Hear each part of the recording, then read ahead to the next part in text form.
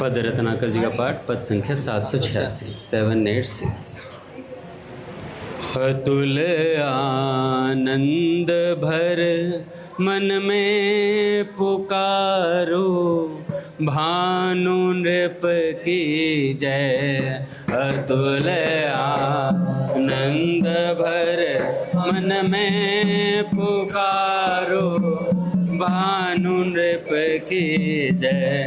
मोद में मस्त हो बोलो, मात श्री कीर्तिदा की जय।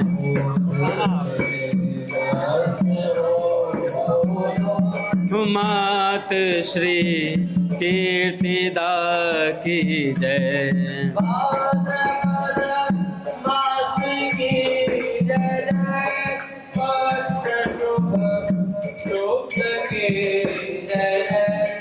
भाद्रपद मास की जय जय, पक्ष शुभ शुक्ल की जय जय, पक्ष शुभ शुक्ल की जय जय। रुचिर तिथि अष्टमी की जय, काल ध्यान की जय जय। रुचिर तिथि अष्टमी की जय, काल ध्यान की जय जय।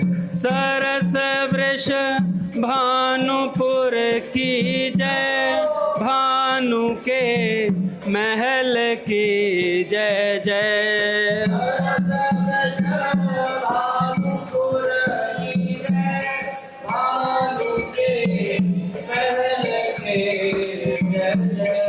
भानु के महल की जय जय, भानु के महल की जय जय। कीर्ति के प्रसव ग्रह की जय, चमारिन दाई माँ की जय। कीर्ति के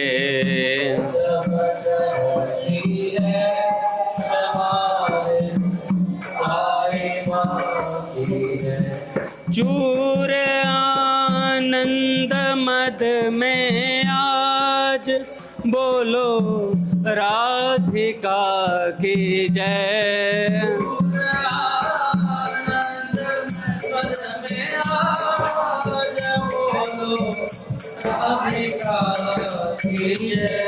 हाँ बोलो राधिका की जय।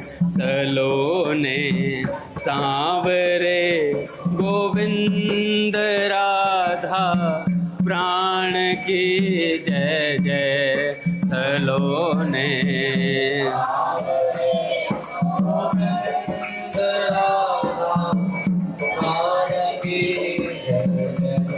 परस्पर चाव की जय जय, प्रेम के भाव की जय जय।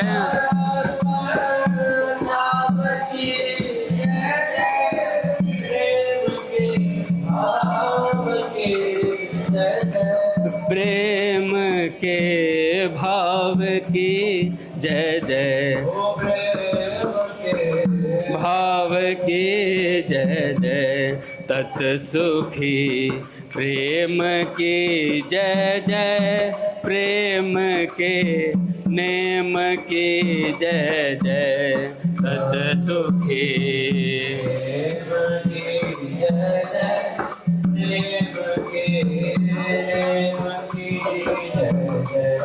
अनोखे त्याग की जय जय, विलक्षण राग की जय जय।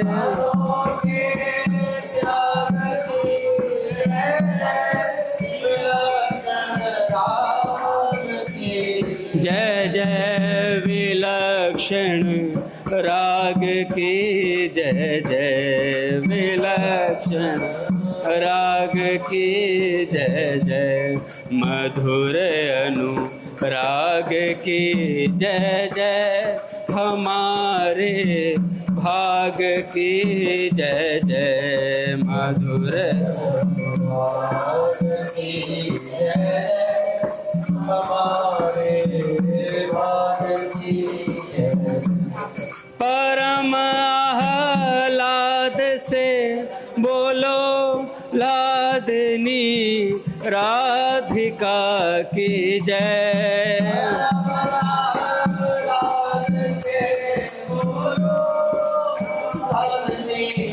राधिका की जय, आह्लादनी राधिका की जय। लादनी राधिका की जय। लादनी के परम प्रियतम मनोहर श्याम के जय जय।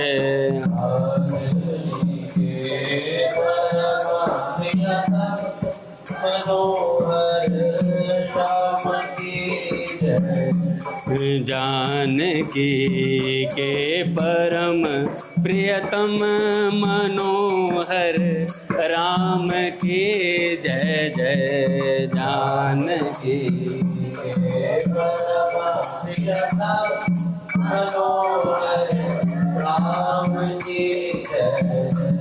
हमारे भाग की जय जय, परम अनुराग की जय जय। हमारे भाग की जय जय, परम अनुराग की जय जय। प्रेम के भाव की जय जय, प्रेम के नेम की जय जय। भाव की जय जय, प्रेम के नेम की जय जय। प्रेम के नेम की जय जय। प्रेम के नेम की जय जय।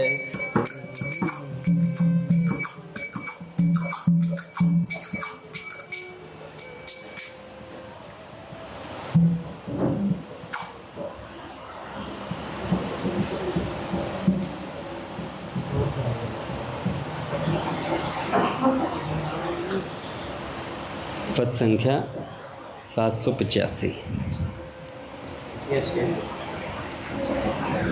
शुरू कर। जग उठे भाग्य अग जग के, परम आनंद है छाया। जग उठे भाग्य अग जग के, परम आनंद है छाया। लादनी राधा काल शुभ आया, शाम की लादनी राधा प्रकट का काल शुभ आया।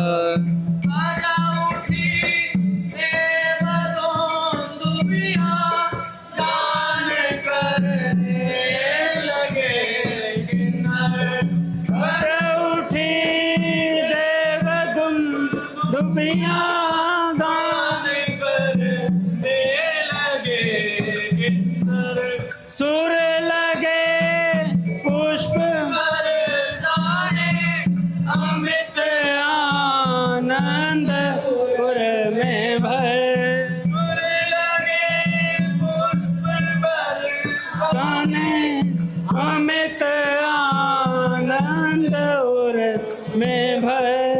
अमृत आनंद उर में भर। ग्वालिनी वेश धारण कर, सुंदरी चले सुर जाया। ग्वालिनी वेश धारण कर, सुंदरी चले सुर जाया। चले सब ग्वालिनी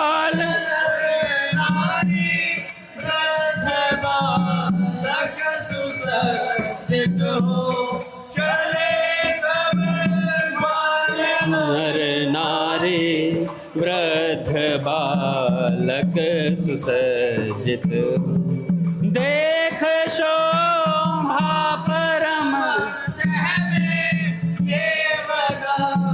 अति सुलज्जित हो।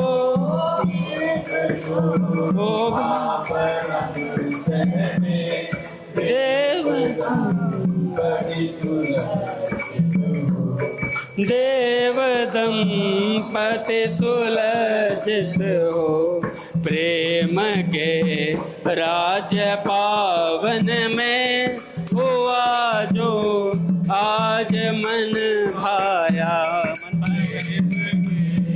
राज्य पावन में हुआ जो आज मन भाया, जग उठे भाग्य अग जग के, आनंद है छाया।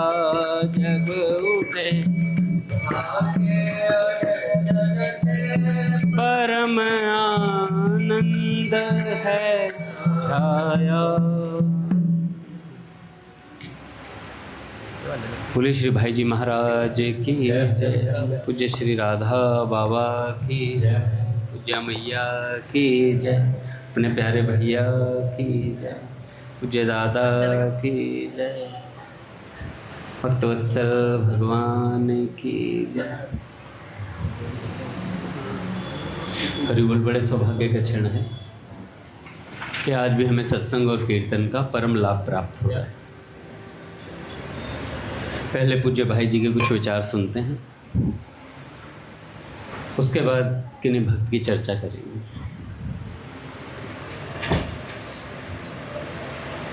पूज्य भाई जी कहते हैं भगवत दर्शन का साधन, भगवान के दर्शन का साधन।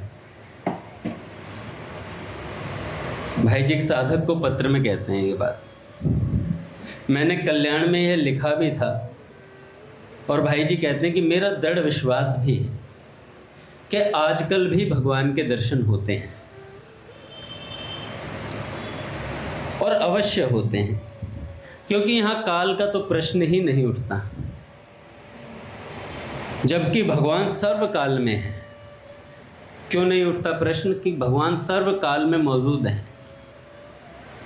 रही दर्शन की बात, सो अब से कुछ ही समय पूर्व के ऐसे अनेक महात्माओं के चरित्र मिलते हैं जिनको भगवान ने दिव्य दर्शन दिए हैं। श्री तुलसीदास जी आदि के चरित्र प्रसिद्ध हैं। जब भगवान सर्वकाल में हैं और कुछ ही समय पूर्व भक्तों को उनके दर्शन हुए थे, तब आज क्यों नहीं हो सकते? तब आज क्यों नहीं हो सकते? अतएव यह दृढ़ विश्वास करना चाहिए कि दर्शन होते हैं। यह विश्वास ही सबसे पहला साधन है। जिनको दर्शनों में विश्वास ही ना होगा, वे इच्छा और साधन करेंगे ही कैसे? पहली बात तो ये विश्वास होना चाहिए कि हाँ भगवान हैं और मिलते हैं। इस बात पर विश्वास हो जाएगा तो फिर साधन भी होगा।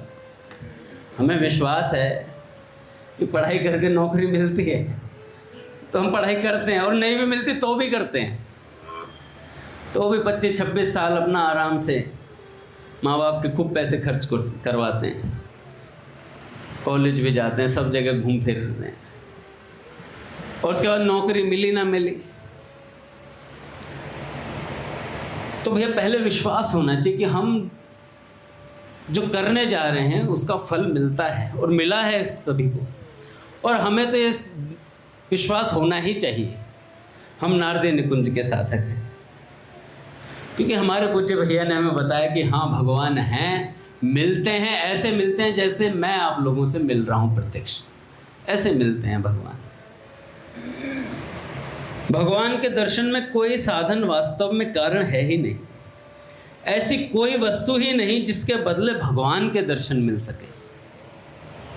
भक्त लोग कैवल्य मोक्ष के मूल्य पर भी दर्शन को, यथार्थ दर्शन को अधिक से अधिक सस्ता ही समझते हैं। यानी मोक्ष का त्याग करने पर भी दर्शन मिल जाए तो सस्ते ही मिले, और हम सोचते हैं 2-4 दिन प्याज लहसुन नहीं खाएंगे तो हमें भगवान मिल जाएंगे। 2-4 माला हम घुमा देंगे तो हमें भगवान मिल जाएंगे। किसी साधन के बल पर नहीं, उस साधन से जो अपनापन होता है भगवान की तरफ, इसलिए भगवान मिलते हैं। यहाँ मूल्य अपनेपन का है। साधन क्या होता है, क्या करते हैं हम साधन में? किसी का नाम लेते हैं। आप जिसका पूरे दिन नाम लोगे उससे आपका प्रेम होगा नहीं होगा? जिसका पूरे दिन चिंतन करोगे उसकी स्वाभाविक याद आएगी नहीं आएगी? आएगी। जिससे आप रोज मिलते हो, अगर वो एक दिन ना मिले तो उसके बिना रहा जाता है? नहीं रहा जाता, नहीं रहा जाता। एक दिन में ऐसा लगता है यार आज कुछ खाली खालीपन सा है। एक संत कह रहे थे, और हम अनंत जन्मों से बिछड़े हुए हैं भगवान से, और हमें खालीपन महसूस नहीं होता यार भगवान के लिए। खालीपन महसूस नहीं, हमें ऐसा लगता है हम पर सब कुछ है, और वो सब कुछ है जो बिछड़ने वाला है। अंतहु तोहे तजेंगे पामर, तू न तजें अभिहित। अंत में सब छोड़ छाड़ जाएंगे और तुरंत के तुरंत डोली उठाएंगे आपकी और ले जाएंगे राम नाम सत्य गाते हुए। और अगर गर्मी हुई तो मन ही मन कह रहे होंगे गर्मी में मरना था, मई जून की गर्मी में मरना जरूरी था, दिसंबर में मर जाते हैं। बताओ, इतनी तपती गर्मी में मरने का शौक पड़ा था। अरे मरने का शौक किसी को नहीं होता, यहाँ मौत आती है और उठा के ले जाती है, पूछती भी नहीं है।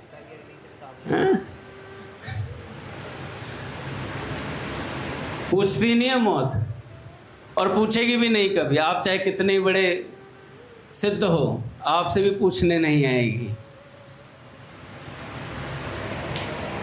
मौत सबको आनी है, कौन इससे, कैसे गिरधर, कौन इससे छूटा है? तू फना नहीं होगा, ये ख्याल झूठा है। सब एक दूसरे को बोलो, तू फना नहीं होगा, ये ख्याल झूठा है। तो अपने स्मरण रखना चाहिए। और हम सोचते हैं कि थोड़ा बहुत त्याग करने पर हमें भगवान की प्राप्ति हो जाएगी। दादा प्रणाम। दादा जी चेयर है। अच्छा, 2-4 दिन प्याज नहीं खाए और 1-2 बार एसी में नहीं बैठे तो मतलब इतना बड़ा त्याग दिखा दिया। हम तो एसी इस्तेमाल ही नहीं करते। अच्छा, एसी का इस्तेमाल करने के लिए भी मना नहीं है, करो खूब करो। पूज्य अपने श्री मुरारी बापू जी कहते हैं कि अगर वस्तु है तो उसका इस्तेमाल कर लिया जाए, पर उसमें ऐसा अनुराग ना हो कि अगर वो नहीं है तो बगल वालों में चांटे बरसा रहे हैं, थप्पड़ ही थप्पड़ मार रहे, गर्मी लग रही है फटाफट मुझे एसी ला के दो। है दादा, सही कह रहा हूँ। भोजन नहीं मिला, जैसे वृंदावन जाते थे पहले, अपने मिशन का थोड़ा सा शेड्यूल ऊपर नीचे रहता है, हमें टाइम पर नहीं मिलता कुछ भी चीज़। तो पहले वृंदावन जाते तो एक साधक थे अपने साथ, अब नहीं है वो हमारे साथ। तो अगर उन्हें सुबह सुबह, वो जिम वाले बंदे थे, उन्हें डाइट पूरी चाहिए। अब अगर 80-90 लोग जाएंगे वृंदावन, उन्हें तैयार होने में 2 बज जाते थे। नहाएंगे तो ये सब तैयार होने में 2 बज जाते। इतने ठाकुर जी के पट बंद हो जाते थे। फिर कहते अब तो 4 बजे ही करने जाए, फिर सो जाओ फिर सो जाओ। अच्छा, तो वो साधक भूखे मर गए।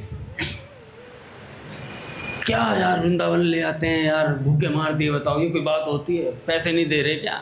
1000 रुपये देते थे उस टाइम 3 दिन के, भूखे मार दिए यार, कोई बात होती है? कम से कम ट्रिप पर ला रहे हैं, कुछ तो खाने को देना चाहिए। तो अगर नहीं मिले तो सहनशीलता होनी चाहिए। मिल जाए तो पा लिया भैया, चाहे रोज शाही पनीर मिल रहा हो, पर किसी दिन ना मिल तो उसका मतलब ये नहीं कि दुकान वाले को चांटे मार कर उससे पनीर छीन के ला रहा बंदा। ऐसा नहीं भाई, ऐसी तड़प नहीं। किसी भी वस्तु में राग नहीं होना चाहिए। एसी है इस्तेमाल कर ले, नहीं है तो कोई बात नहीं, आज गर्मी में रह लिए। तो अधिक से अधिक सस्ता समझते हैं किसको? दर्शन को। यानी मोक्ष का त्याग करने पर भी दर्शन मिल जाए तो सस्ते ही हैं भैया भगवान। यथार्थ दर्शन से मेरा मतलब भगवान के दिव्यतम सच्चिदानंदमय विग्रह से है, जो ब्रह्म की भी प्रतिष्ठा है। मायिक विग्रह के दर्शन होना सहज है, परंतु सच्चिदानंद विग्रह के अत्यंत कठिन है भैया दर्शन। जिस समय भगवान प्रकट होते हैं उस समय भी उन्हीं को यथार्थ दर्शन होते हैं, जिनके सामने से वे अपनी योग माया को हटा लेते हैं। ये तो आपने देखा होगा महाभारत के समय में दुर्योधन क्या था, पकड़ लो इस ग्वाले को। भगवान ने कहा कि पकड़ सकते हो तो पकड़ लो। तत्काल अपना विश्व रूप दिखाया सभा के मध्य, किसी को नहीं दिया, इतना प्रकाश हुआ, सबके आंखें अंधी हो गई एक तरीके से। केवल भीष्म पितामह जी को, केवल द्रोणाचार्य जी को और विदुर जी को, इन तीन को दर्शन हुआ था। और कृपाचार्य जी की भी आंखें मूंद गई थी, इन तीन को दर्शन हुआ था। तो भैया भगवान के दर्शन भी उन्हीं को होते हैं जिनके नेत्रों के आगे से वो अपनी योग माया का पर्दा हटा लेते हैं।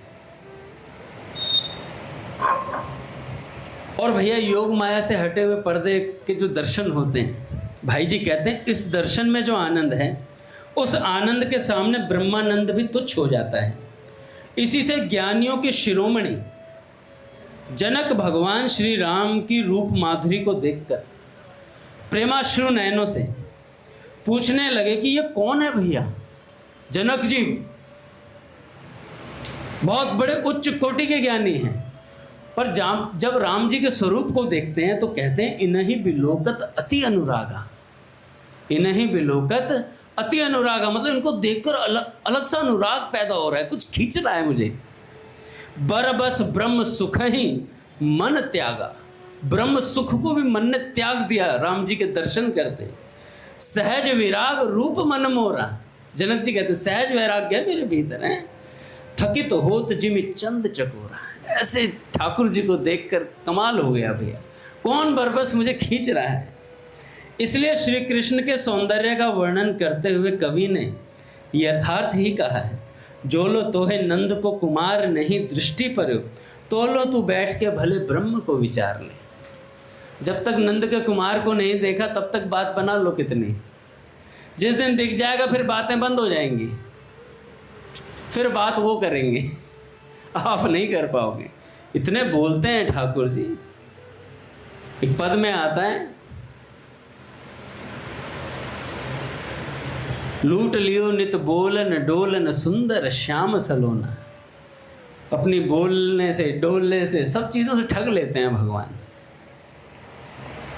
इतने दुर्लभ होने पर भी भगवान की कृपा से ये दर्शन सहज ही हो सकते हैं और भाग्यवानों को हुए हैं, इसमें भी कोई संदेह नहीं है। आपने सुगम रास्ता पूछा, सो पहली बात तो यह है कि भगवान की कृपा पर दृढ़ विश्वास किया जाए और उनकी कृपा के बल पर मन में यह निश्चय किया जाए कि दर्शन अवश्य होंगे, दर्शन अवश्य होंगे। दर्शन के लिए गोपी जनों की भांति परम कातर हो जाना, तन मन धन सबको तुच्छ समझकर केवल दर्शन के लिए उत्कंठित रहना,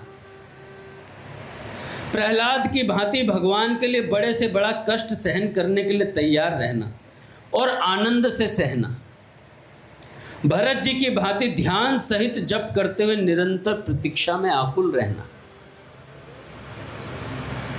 राम राम रघुपति जपत श्रवत नयन जल जात,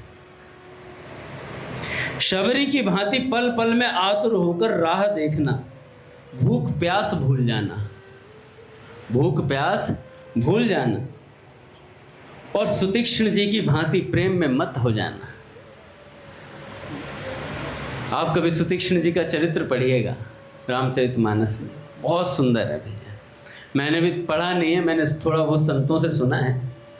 राम जी से बहुत प्रेम करते हैं, अतिशय प्रेम करते हैं भैया, और उनके प्रेम ने राम जी को खींच लाया उनके सामने। मीरा जी की भांति चरणामृत के नाम पर विषपान के लिए भी तैयार रहना, और श्री चैतन्य महाप्रभु जी की भांति विरह कातर होकर दिन रात फुफकार मार मार कर रोना। ऐसा रोना बड़े भाग्यशाली व्यक्तियों को मिलता है भैया। वो हमारे पूज्य बाबा को मिला, पूज्य श्री राधा बाबा को।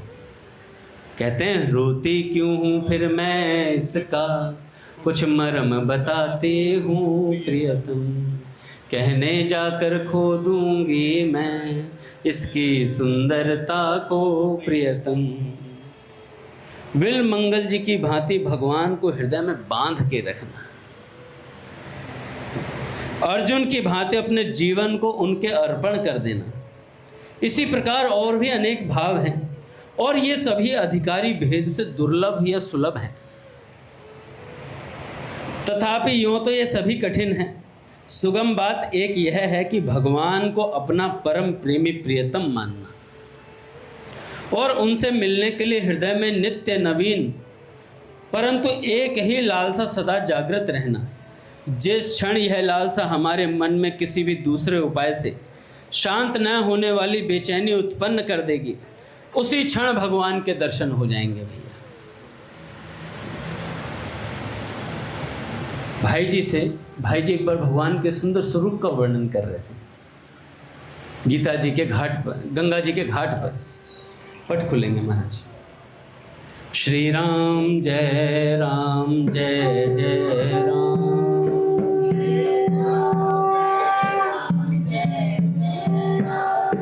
श्री राम जय राम, राम श्री राम जय राम, जय जय राम, श्री राम जय राम, जय जय राम,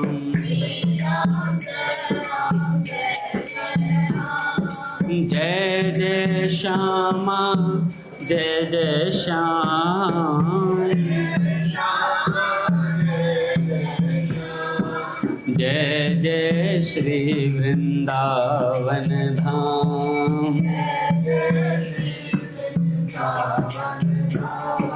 जय जय श्री वृंदावन धाम।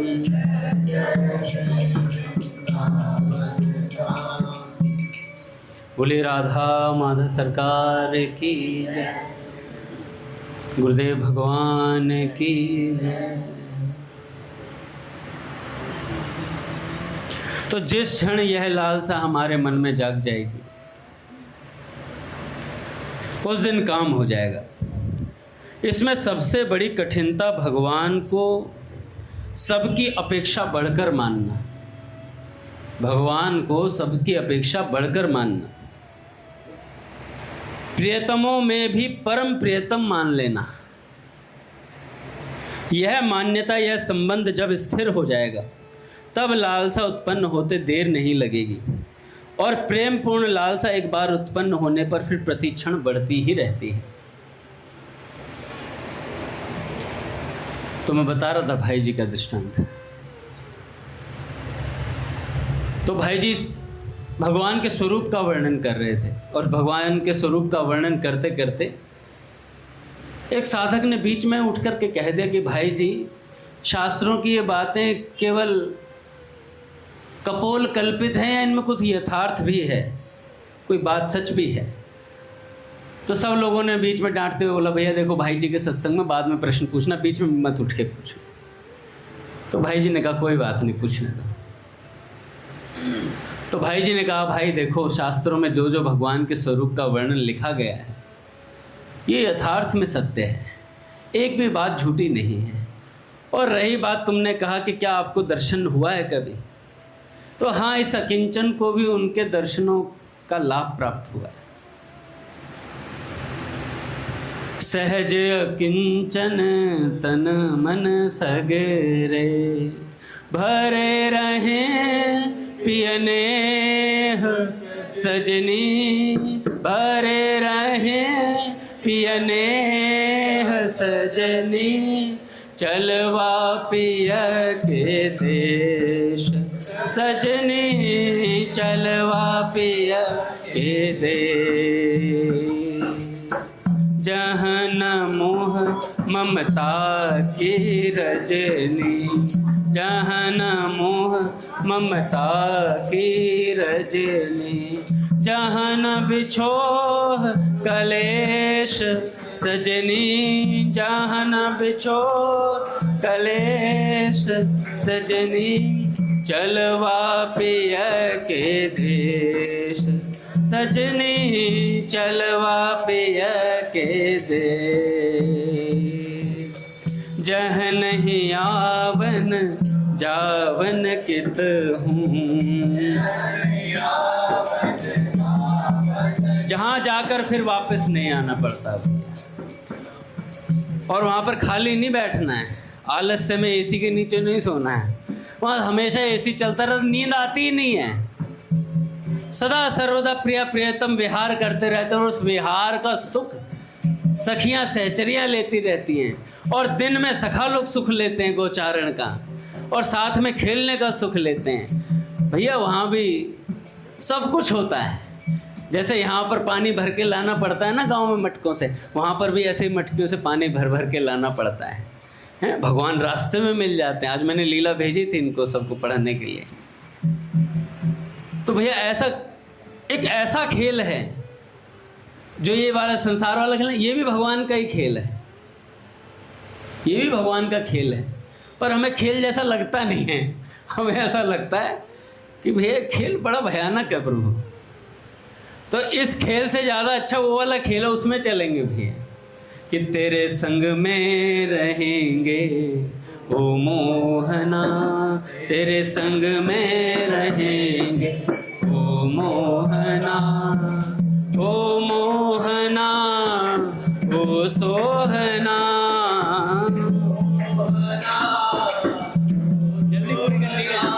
तेरे संग में रहेंगे ओ मोहना।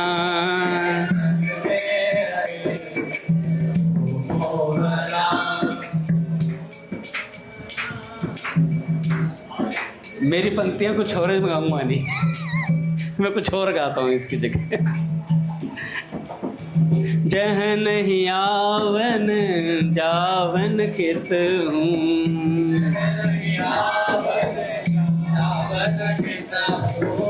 पिय संग नित्य मिलाप सजनी,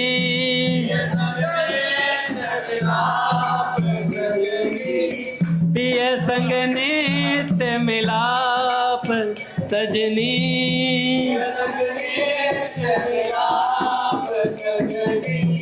चलवा पिय के देश सजनी, चलवा पिय के देश, जहाँ न ग्राम्य चर्चा को डर कछु,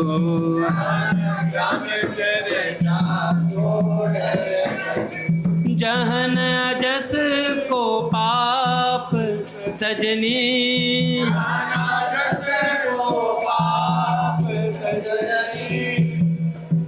देखो भैया वहाँ अजस का कोई पाप नहीं है। एक कृष्ण है और पूरा ब्रज उसका दीवाना है, बूढ़े से लेके जवान तक, बच्चों तक, सब श्री कृष्ण के पीछे लट्टू हैं। कौन भटू जो लट्टू नहीं की नहीं, और कौन ऐसा जो श्री कृष्ण के पीछे ना पड़ा हो। हर कोई पागल है उनके सौंदर्य का, एक झलक देख लेना चाहता है, पर हम में वैसा सामर्थ्य नहीं है कि हम भगवान को देख सकें। वो सामर्थ्य कौन प्रदान करता है भैया? वो संत जन प्रदान करते हैं, क्योंकि उनके पास वो सामर्थ्य आ जाती है। श्री स्वामी हरिदास जी महाराज जी के चरित्र में आता है कि सखी सुख के अधिकारी, ये संतों के पास ऐसा बल है, सखी सुख का अधिकारी बना देते हैं, हम में ऐसी योग्यता पैदा कर देते हैं। बालाजी सेवा करते करते एक दिन घाघरा पहन लोगे, सखी बन जाओगे तत्काल, और नाचते फिरोगे फिर कि मैं बाला।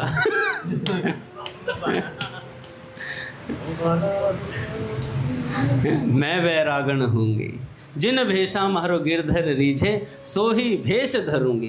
क्या दिक्कत है भाई? कुछ दिक्कत नहीं, हमें तो कोई ब्रज के संत ऐसे ऐसे देखें भैया, कीचड़ में पड़े रहते हैं। एक संत अभी की बता रहा हूँ, कुछ साल पहले की, नाली के कीचड़ में पड़े हुए थे। कोई जाएगा उनके पास? कोई नहीं जाएगा। सोचेंगे अरे ये कैसे संत, तो कीचड़ में पड़ा, हो सकता है शराब पी के लेटा हुआ हो। पर एक महात्मा ने बताया सिद्ध उच्च कोटि के संत हैं भैया, बाहरी दिखावे से परे हैं। एक संत थे जिनसे पूज्य मलुकपीर सरकार परिक्रमा करते हुए मिलते थे। एक बार गए तो उन्होंने क्या हुआ, उनकी कुटिया को देखा। कुटिया में क्या था, कूड़ा ही कूड़ा भरा पड़ा था। इतना कूड़ा भरा पड़ा था उसके अंदर। तो महाराज जी ने जैसे ही देखा तो वो जो संत थे दीवार की तरफ मुंह करके, सारी कुटिया में कबाड़ा भरा पड़ा है और खुद एक दीवार की तरफ मुंह करके और हरिनाम कर रहे हैं, नाम जप कर रहे हैं।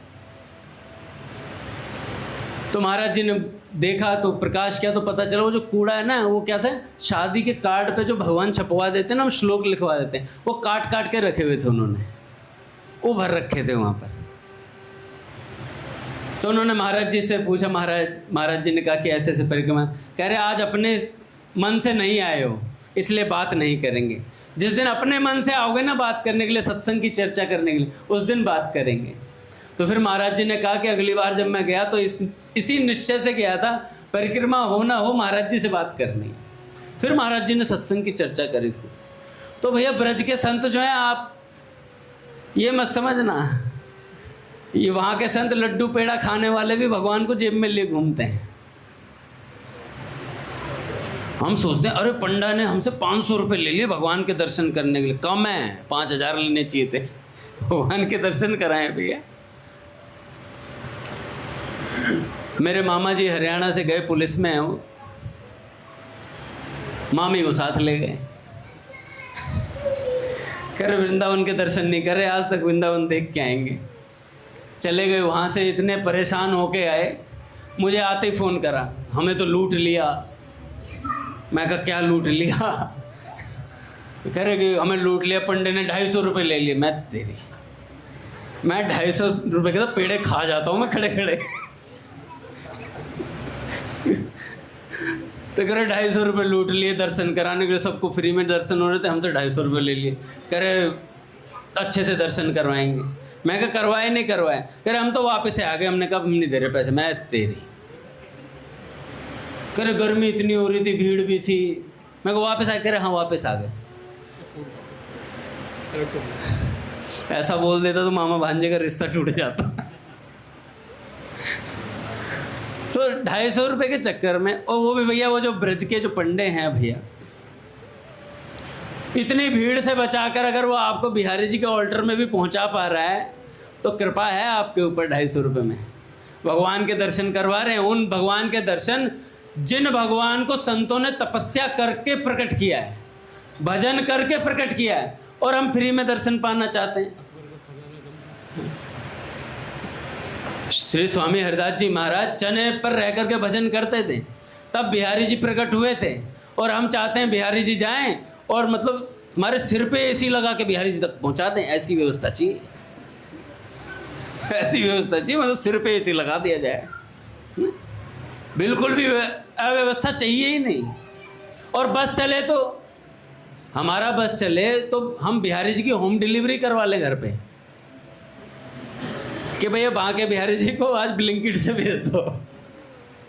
इतनी सुविधा चाहते हैं हम लोग। जरा सी गर्मी हो जाए, आज गर्मी हो रही है मंदिर नहीं जाएंगे क्योंकि एसी चल नहीं रहे हैं, खराब है। राधा रमन जी जब ठीक करा देंगे मैसेज भेज देंगे तब मंदिर आएंगे। भगवान भी देख रहे होते हैं हमारे चालू पने को। भगवान कहते तू चालू है तो मैं महा चालू हूँ, तेरे घर का भी खराब कर दूंगा।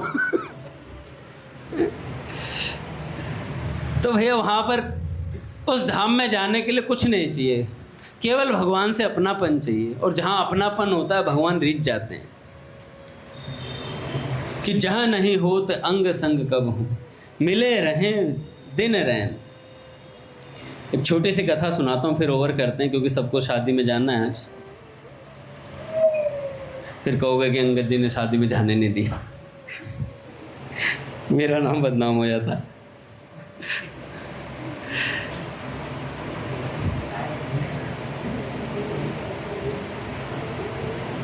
देखो भैया, काशी में एक ब्राह्मण थे, पूर्णतः निष्काम भाव से भागवत पाठ में लीन रहते थे। विवाह और संतान के बाद भी उनकी भक्ति कभी कम नहीं हुई, नित्य निरंतर बढ़ती रही। नहीं तो लोग शादी होते ही 1 साल तक मंदिर नहीं आते हैं। हरिशरण,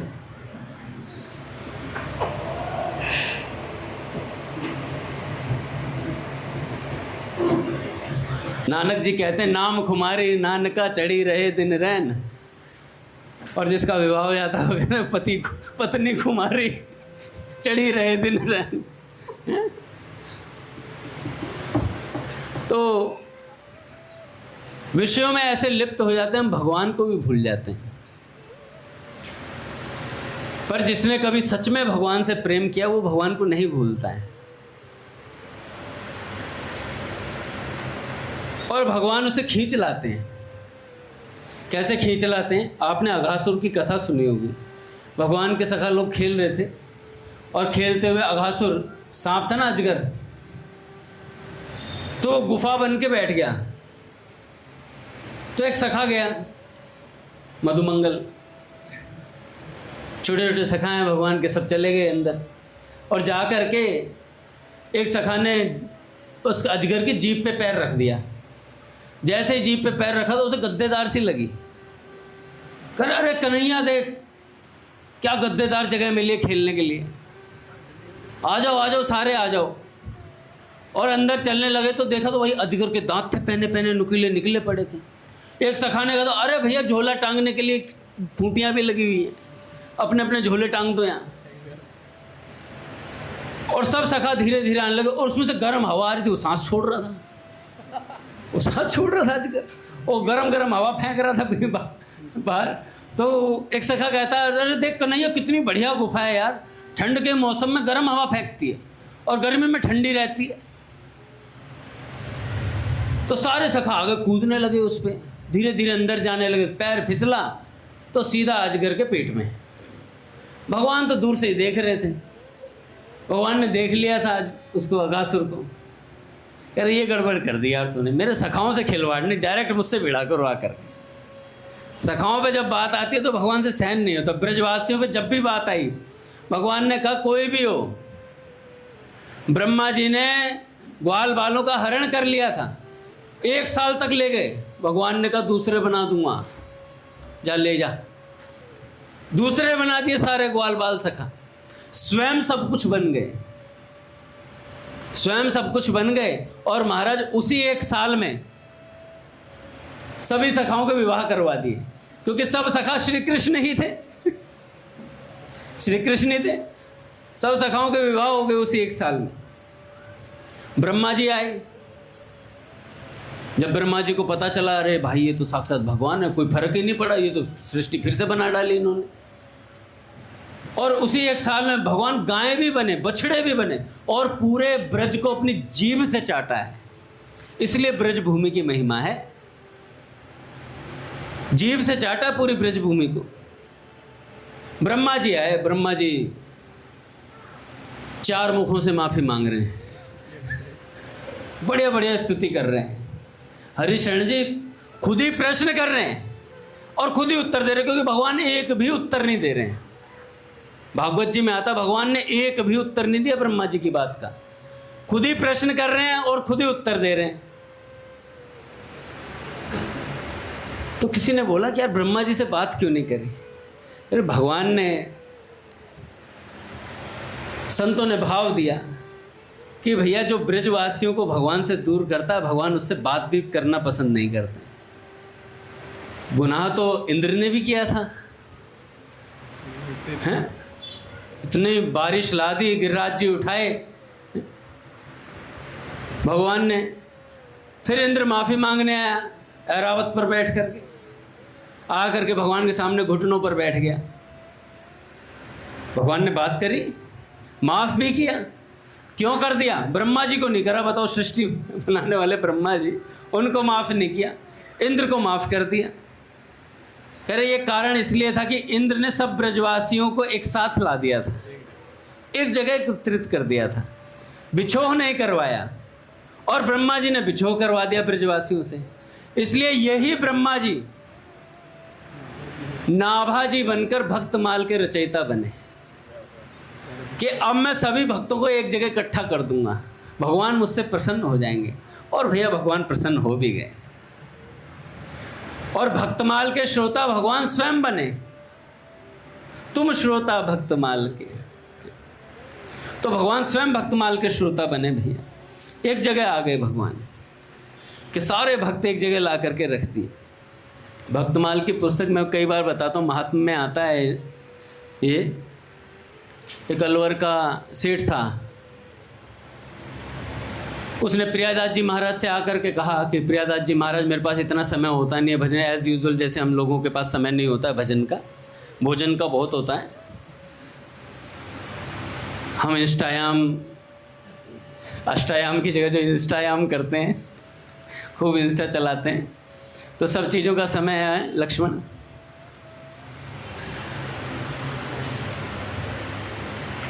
तो प्रियादास जी महाराज से उन्होंने बोला कि महाराज मेरे पास समय नहीं है, कुछ शॉर्टकट बताइए उद्धार का, और मुझे भक्तमाल दे दीजिए। प्रियादास जी महाराज, उस समय प्रिंटिंग प्रेस वगैरह होती नहीं थी, हस्तलिखित भक्तमाल दी और कहा कि इसे पढ़ लेना। कह रहे पढ़ने का तो समय मिलेगा नहीं मिलेगा पता नहीं है मुझे, लेकिन मैं अपने पास रखूँगा इसे।